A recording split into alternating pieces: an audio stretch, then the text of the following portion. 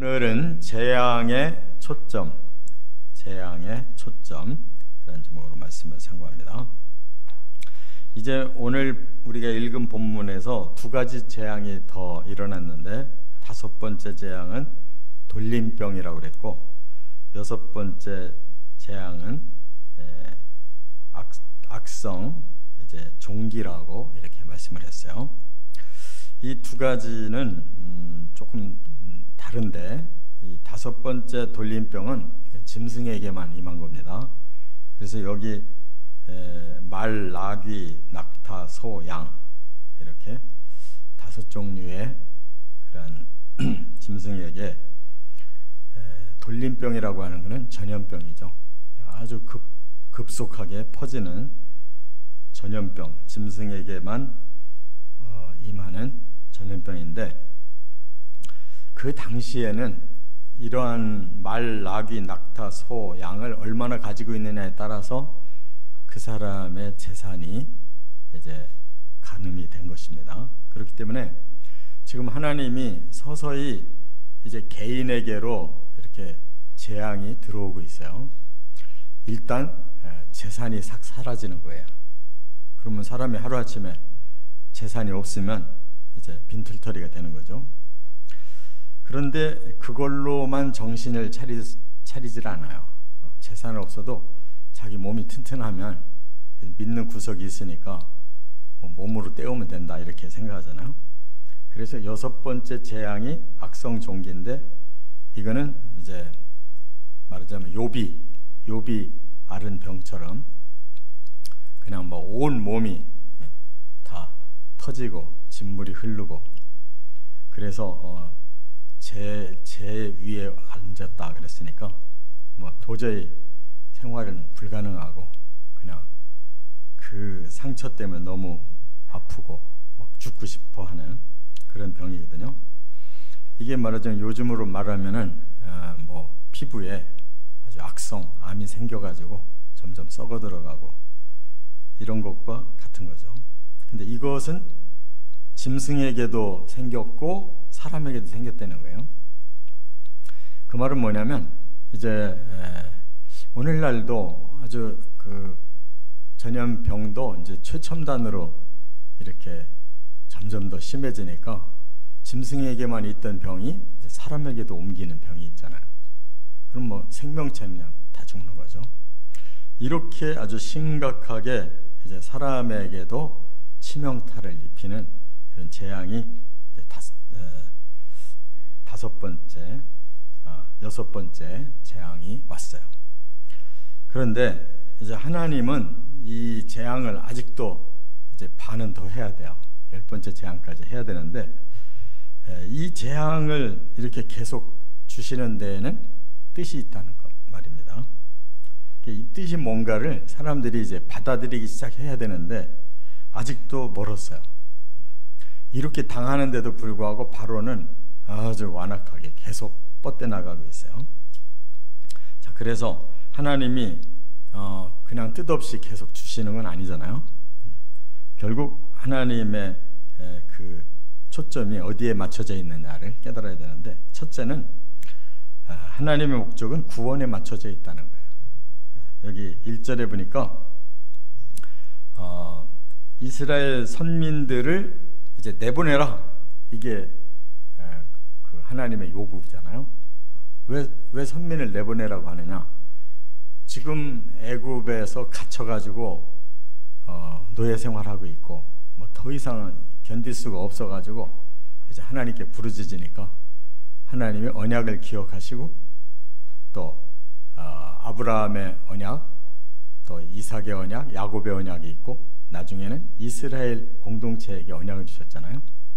그래서 이제 모세에게 너에게 그 임무를 맡기겠다, 이렇게 차근차근 하나님은 목적이 구원 언약이란 말이에요. 이거를 이제 이루려면 재앙이 필요한 거예요. 그래서 하나님께서 재앙을 주신 건데, 그러면 왜 재앙 없이 구원이 있어야 더 좋지 않냐? 여기에는 반드시 반대되는 악한 그런 존재들이 있기 때문에 그래요.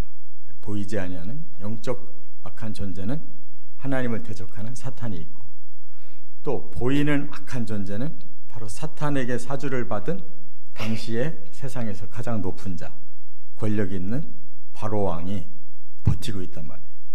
그렇기 때문에 이스라엘을 노예화시킨 그들에게 벌을 내려야 그게 풀리는 거란 말이에요.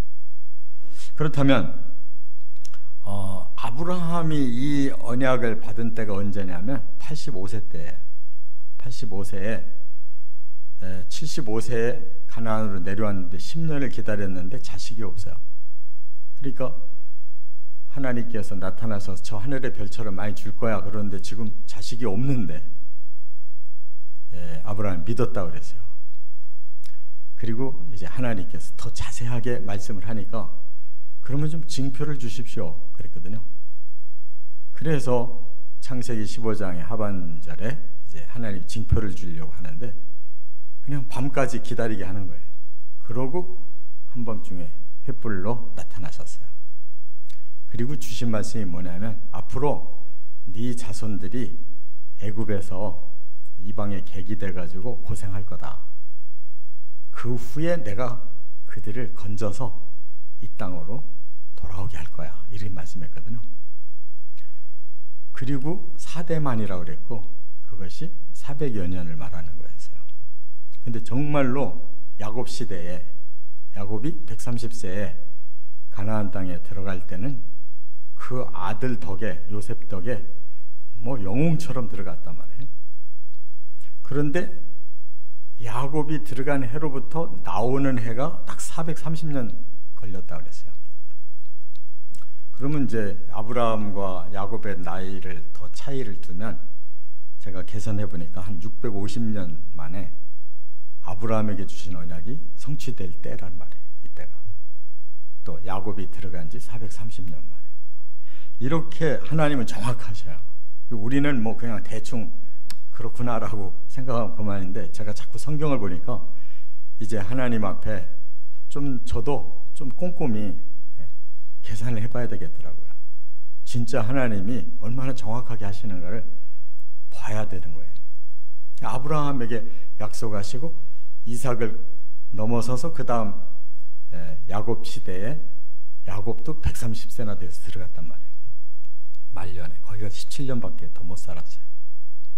그런데 정확하게 400여 년이라고 이제 아브라함이 말씀한 대로 진짜 400년을 채우고 나오는 날이 430년이 되는 끝날이라고 그랬어요.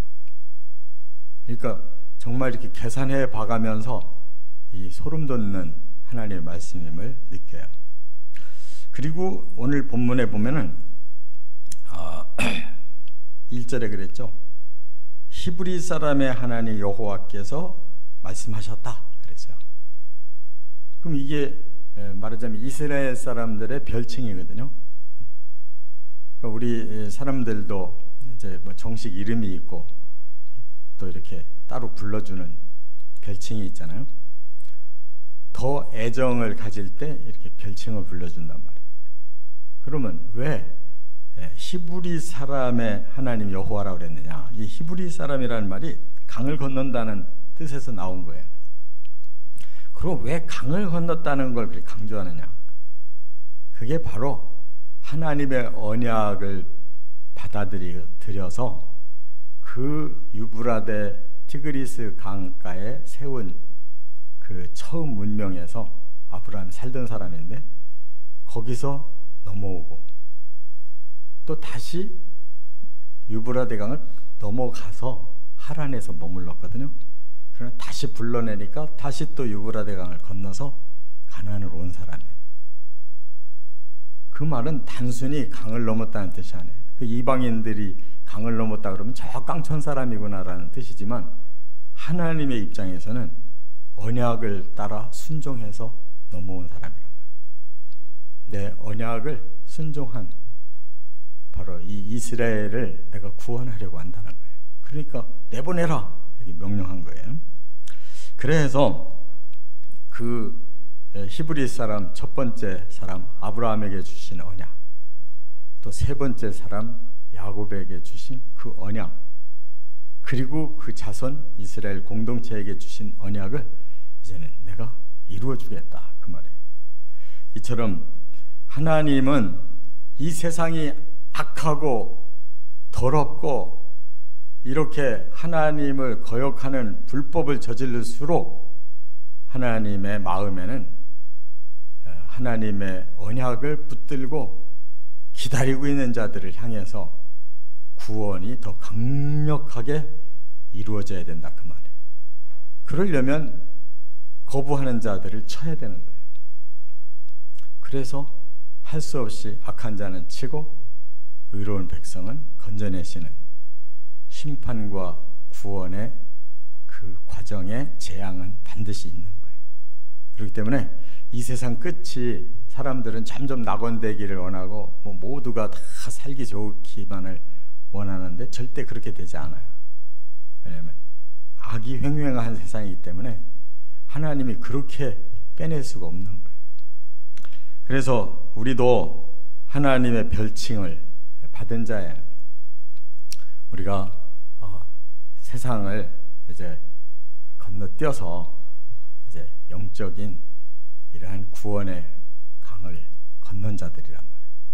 그렇기 때문에 우리가 구별된 삶을 살면서 구원을 갈망해야 하나님의 역사가 그만큼 강력하게 구원을 이루도록 역사하신다는 걸 깨달으시기 바랍니다. 그래서 오늘도 마찬가지로 복음 언약을 믿고 간절히 기다려야 돼. 예수님 탄생 때 그 노인 선지자들이 시므온과 안나가 하나님의 나라를 기다린 자들이라고 그랬잖아요. 그래서 그들이 죽기 전에 하나님 응해 주셨다고 그랬잖아요. 바로 그런 심령의 상태가 중요한 거란 말이에요. 두 번째, 2절, 3절, 8절, 10절에 보면 하나님의 방법은 징벌이다는 거예요. 그 구원을 전제로 하셨지만 그 구원의 방법은 징벌이 없이는 안 되는 거예요. 그러면은 우리 구원받은 자들은 무슨 징벌 받았느냐? 예수님이 대신 받은 거예요. 그래서 의로운 자가 된 것뿐이지 세상 사람들과 다를 게 뭐가 있어요?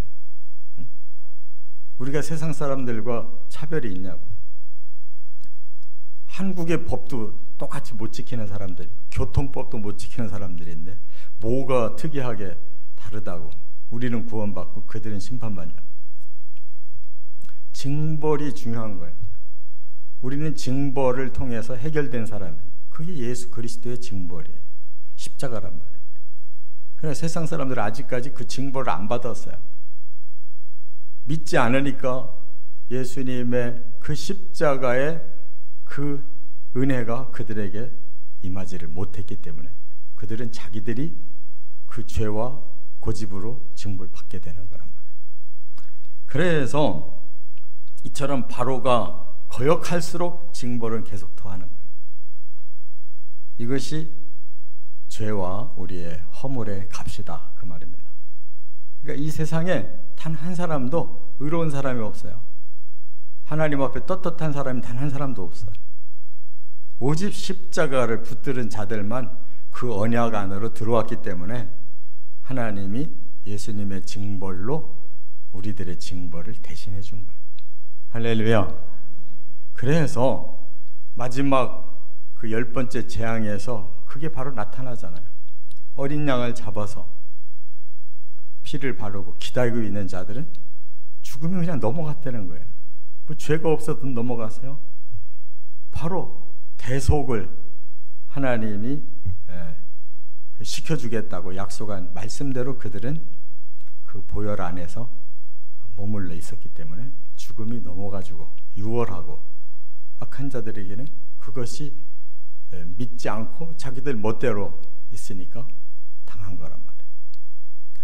이 십자가의 징벌의 원리가 오직 구원의 조건이라는 걸 깨닫고 이것을 거역하면 더 이상은 하나님의 그 긍휼은 없어요.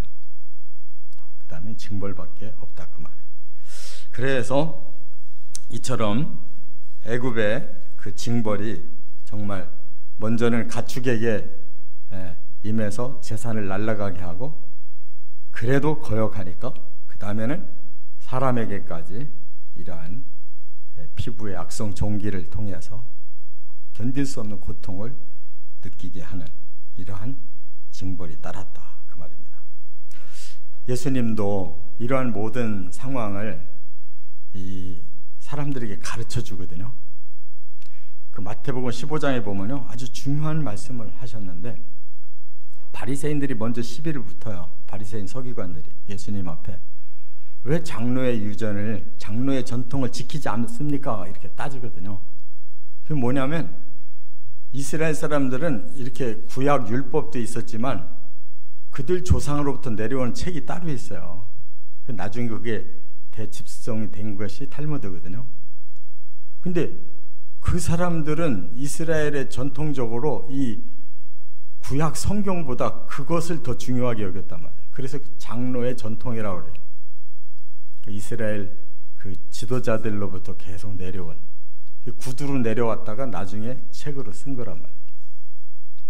거기에 손을 씻어라고 돼 있는데, 식사 전에 왜 예수님이 손 안 씻냐 이거예요. 그러니까 예수님은 너희가 오히려 사람의 계명을 가지고 하나님의 계명을 범하고 있는 거다. 반대로 너희들이 하나님의 법을 지금 어기고 있는 거야 하면서, 네 부모를 공경하라 하는 하나님의 명령을 너희들은 그 돈 가지고 하나님께 바치느라고 부모에게 못했습니다 그러면 넘어간다는 거예요. 그런 법이 어디 있냐. 부모에게 공경할 돈은 부모에게 가고 하나님께 공경할 돈은 하나님께 가야지, 부모에게 공경할 돈을 하나님께 드렸으면 그게 가하다라고 말하는 장로의 전통이 틀려먹은 것이다. 그랬거든요. 그러니까 그들이 꼼짝도부터 돌아갔는데 예수님이 그랬어요. 하나님이 심지 않은 것은 반드시 뽑히는 것이다. 그랬더니 제자 중에 베드로가 답답하게도, 예수님 그게 무슨 뜻이에요? 비유 좀 풀어주세요. 또 그러는 거예요. 참 예수님도 참 답답할 거예요. 하나님의 계명이 뭔지 사람의 계명이 뭔지를 아직 구분을 못하고 있단 말이에요. 사람의 계명은 아무리 굳건하게 내려가는 것 같아도 하나님이 심지 않은 건 언젠가는 그 계명은 사라지는 거예요. 아니 그런 비유도 하나 깨닫지를 못하는 걸 보고 하나님이 아직도 너희도 깨달음이 없느냐. 깨달음이 없는 건 망하는 거예요. 그게 지금 바로의 모습이란 말이에요. 깨닫지 못하기 때문에 이런 일이 계속 반복돼서 10가지 재앙까지 넘어가는 거예요. 인류가 그래서 종말에 멸망을 당하는 거란 말이에요. 하나님이 무섭고 뭐 무자비한 하나님이어서가 아니고, 하도 사람들이 깨달음이 없어서 스스로 자꾸 망할 짓을 하는 거란 말이에요. 그래서 마태복음 15장 16절에 너희도 아직까지 깨달음이 없느냐. 지금 우리들을 향해서 하시는 말씀이에요. 우리가 뭐 잘 안다고 들떠가지고 신앙생활 하는 것 같은데 사실은 예수님 마음에 너무 답답하게 신앙생활 하는 거예요. 사람의 계명을 그냥 더 떠받들고 하나님의 계명을 무시하면서 범죄해도 그것도 모르고 살면서 분별이 없이 신앙생활을 하면서도 하나님 잘 믿는 걸로 우리가 자신을 한다면 예수님의 마음이 이렇게 말씀할 수밖에 없다는 거예요. 끝으로 세 번째, 그래서 이제 4절부터 7절, 11절에 12절에서 세 번째 주시는 말씀은 뭐냐? 하나님의 교훈은 순종이다. 하나님의 말씀은 결국 순종하는 한 길밖에 없는 거다. 그거를 말씀하는 거예요. 그래서 하나님이 뭐를 거기서 표현을 주셨어요? 그 재앙이 애굽 사람들에게만 내리고 이스라엘 사람에게 안 내리는 거예요. 지난번 네 번째 재앙부터 하나님 구별하셨다. 고센 땅에는 이스라엘 백성들이 사는데 전혀 그런 전염병이 안 들어와요. 그런데 애굽 사람들 사는 데만 전염병이 지금 지독하게 걸렸단 말이에요. 뭘 말하는 거예요? 하나님의 진리 앞에 순종하면 하나님은 징벌 내리지 않는다는 거예요. 왜? 구원하기로 약속을 하셨으니까 구원을 시킨다는 거예요. 그러나 그 약속을 안 받아들이고 끝까지 고집부리고 사람의 뜻대로 하려고 하는 이 사람의 계명을 따르면 그는 징벌받는다, 그런 뜻이에요. 그래서 가장 유명한 구절이 있죠. 사무엘상 15장 22절에 사울이 자기 멋대로 제사를 드리고 사무엘이 와서 제사를 집내야 되는데 일주일을 기다려도 안 오니까 막 전쟁은 터지고 막 너무 막 조바심이 나가 자기가 사무엘 대신 제사를 집례했거든요. 그랬더니 사무엘이 와가지고 뭐라고 그랬어요?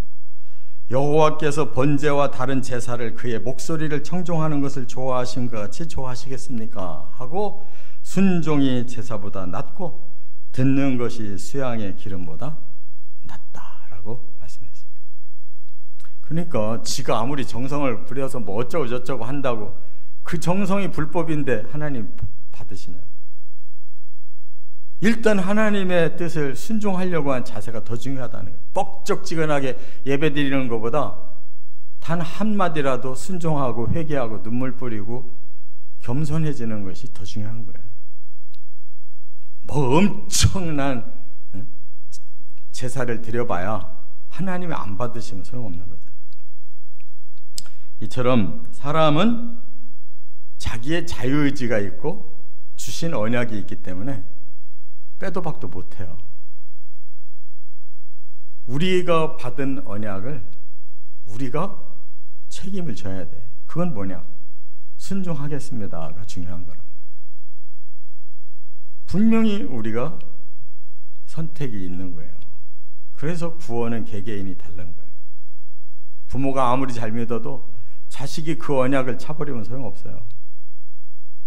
부모는 부모대로, 자식은 자식대로 각자의 자유의지를 가지고 하나님 앞에 언약을 받아들이겠는지 거절하겠는지를 결정하는 거란 말이에요.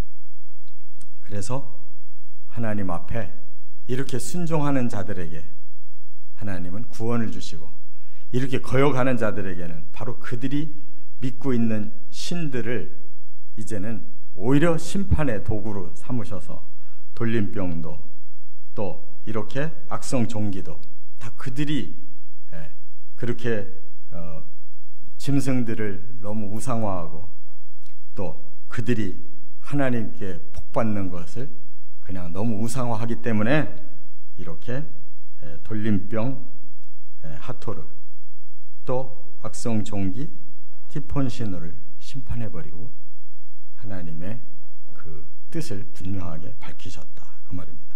저나 여러분이나 재앙은 지금도 계속되고 있는 거예요.